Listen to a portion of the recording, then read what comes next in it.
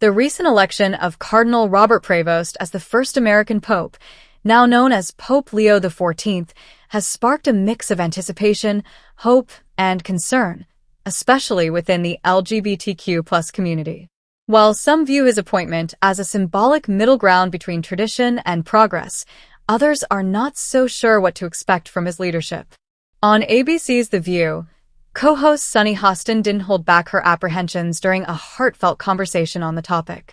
As a self-described devout Catholic, Hostin expressed how much she values the rituals and symbolism of the papal conclave.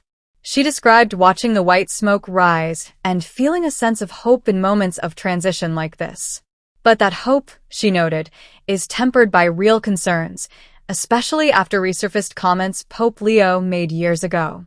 Hostin brought up a 2012 speech in which the then-cardinal reportedly criticized what he described as a growing sympathy for beliefs and practices that are at odds with the gospel. Specifically, he mentioned the homosexual lifestyle and alternative families comprised of same-sex partners and their adopted children. For Hostin, this kind of rhetoric raises red flags, particularly after the more inclusive tone set by the late Pope Francis. She acknowledged how Pope Francis took important steps in welcoming the LGBTQ+ community, offering blessings, promoting compassion, and encouraging the Church to be a place of love and openness. Hostin's concern is that Pope Leo XIV might undo some of that progress. Her fellow co-host Ana Navarro, who also identifies as Catholic, chimed in with a more cautious optimism.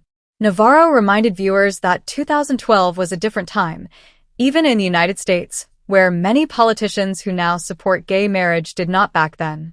She argued that it's possible Pope Leo's views have evolved since that speech and pointed out that his first message from the balcony included words of love and inclusion. Navarro encouraged people to wait and see how he acts as Pope before jumping to conclusions, urging patience, prayer, and hope that he will lead with the same sense of empathy that defined Pope Francis' tenure.